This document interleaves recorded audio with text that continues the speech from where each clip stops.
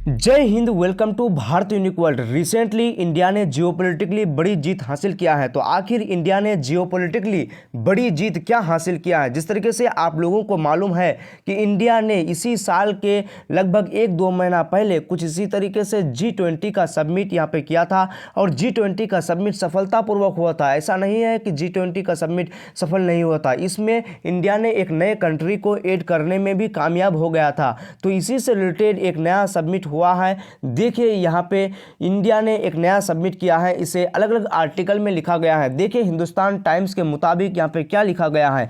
India to host 2ND voice of global south summit on November 17। मतलब कि यहाँ पे नवंबर के 17 तारीख को यहाँ पे इंडिया ने एक नए सबमिट को होस्ट किया है और फाइनली सफलतापूर्वक इस होस्ट को कर लिया है। और भारत के कई मंत्री देख सकते हैं कि धर्मेंद्र प्रधान जो एजुकेशन मिनिस्टर हैं वो भी यहाँ पे मौजूद है। और इससे रिलेटेड कई सारे आर्टिकल्स में लिखा गया है कि इंडिया का बड़ी जियोपॉलिटिकली जीत है। और इससे रिलेटेड इजराइल और हमास का जो युद्ध हो रहा है इसमें भी इंडिया के द्वारा आवाज़ उठाया गया है कि जो भी जेनोसाइड हो रहा है वो गलत है, जो भी औरतों बच्चों के साथ हो रहा है वो गलत है, इसे जल्द से जल्द ख़त्म करना चाहिए। और आर्टिफिशियल इंटेलिजेंस से रिलेटेड भी इस मुद्दे पर बात किया गया है कि आर्टिफिशियल इंटेलिजेंस लगातार लोगों के लिए खतरा बन रहा है। जिस तरीके से देख सकते हैं कि कई सारे फेक वीडियो अभी बन रहे हैं, सोशल मीडिया पर अपलोड हो रहे हैं। इससे रिलेटेड एक कड़ा कानून बनाने की कोशिश कर रहा है और बोला जा रहा है कि आर्टिफिशियल इंटेलिजेंस की वजह से हमारे जो बीच के रिश्ता है, इन बीच के रिश्ता को ख़त्म नहीं होना चाहिए, इसमें कोई भी दरार नहीं पड़ना चाहिए। देखिए वहीं पे पीयूष गोयल के मुताबिक भी कहा गया है कि दुनिया जिस तरीके से कोरोना वायरस का एक महामारी में था और इस कोरोना वायरस के महामारी के बाद जिस तरीके से भारत ने दुनिया को संभालने का काम किया है, दुनिया को नहीं बोला जाएगा, यहाँ पे साउथ जो एशियन कंट्री है, इन एशियन कंट्री को किस तरीके से संभालने का काम किया है। आप लोगों को मालूम है कि अभी हाल फिलहाल में यहाँ पे हमास और इजराइल का युद्ध चल रहा है। और इससे पहले आप लोगों को ये भी मालूम है कि रूस और यूक्रेन का युद्ध पिछले कई 2 साल से कभी चल रहा है। तो इस तरीके से युद्ध के बीच इंडिया ने किस तरीके से दुनिया को एक आर्थिक कंगाली की ओर से बचाया है उसको आप लोग देखिए। इस तरीके से India to host 2ND voice of global summit, मतलब सभी आर्टिकल में उसी बात को दोहराया गया है कि किस तरीके से इंडिया ने इसको सफलतापूर्वक किया है। और इससे रिलेटेड कई सारे देश, लगभग 125 देश इसमें है,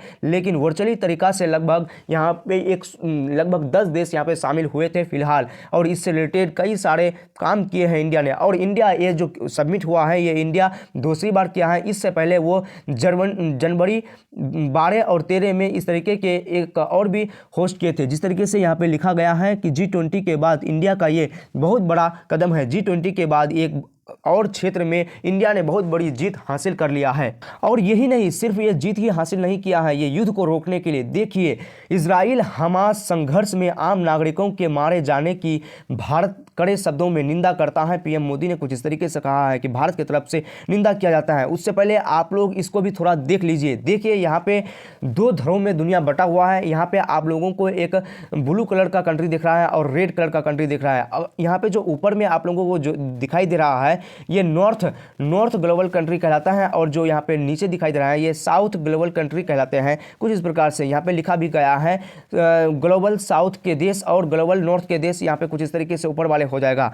आगे बोला गया है इजराइल हमास जंग के बीच भारत में वॉइस ऑफ ग्लोबल साउथ के दूसरे सबमिट यहाँ पे हो रहे हैं। पहला सबमिट आप लोगों को बताएं कि 12-13 जनवरी को हुआ था 2023 में। अब जो ये हो रहा है ये सेकेंड हो रहा है, ये 17 नवंबर को ये कंप्लीट हो गया है। एग्जाम के पॉइंट ऑफ व्यू से आप लोग याद रखिएगा इसे। चलिए आगे हम लोग देखते हैं कि किस तरीके से इसमें 100 से भी अधिक देशों ने भाग लिया है। और बताया जा रहा है कि 125 देश आने वाले जो सबमिट होगा उसमें भाग लेने वाले हैं। और आगे बताया जा रहा है कि ये 21वीं सदी का सबसे बड़ा कदम होगा जिसे भारत होस्ट कर रहा है। इससे पूरे दुनिया को लाभ पहुंचने वाला है। जिस तरीके से दुनिया कई सारे युद्ध में फंसा हुआ है, कोई इजराइल और हमास के फंसा है, कोई रसिया यूक्रेन में फंसा हुआ है।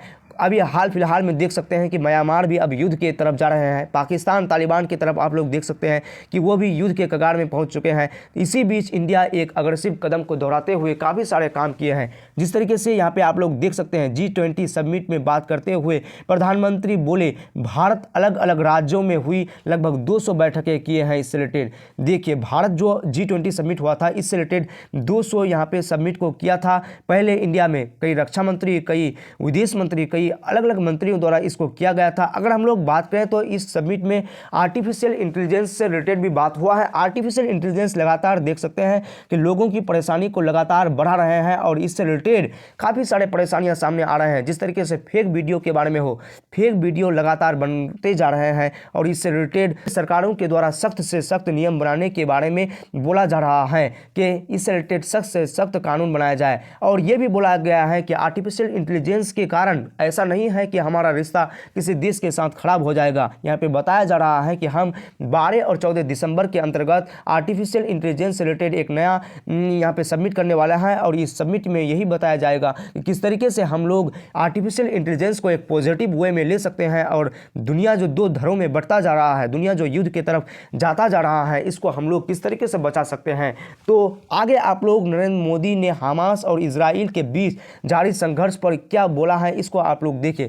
इसके बारे में यही बोला गया है कि यहाँ पे जो जेनोसाइड हो रहा है, जिस तरीके से बच्चों और महिलाओं का यहाँ पे कत्लेआम हो रहा है, जिस तरह जो आम नागरिक हैं उन नागरिकों का जो यहाँ पे हत्या हो रहा है, ये पूरे तरीके से गलत है। इसका पूरा तरीके से निंदा किया गया है। देखिए भारत ने विकासशील देशों के समकक्ष आने वाली चुनौतियों और चिंताओं पर आवाज उठाने के लिए जनवरी में वॉइस ऑफ ग्लोबल सबमिट किया था, उसी के बारे में बोला गया है। 21वीं सदी की बदलती हुई दुनिया को प्रतिबद्ध करने वाला सर्वश्रेष्ठ मंच है। आप लोगों को पहले भी बताया कि 21वीं सदी का सबसे बड़ा मंच इसको माना जा रहा है। तो आई होप कि इस पूरे टॉपिक को आप लोग समझे होंगे कि किस तरीके से भारत लगातार G20 के बाद ये सबमिट फिर से कर दिया है।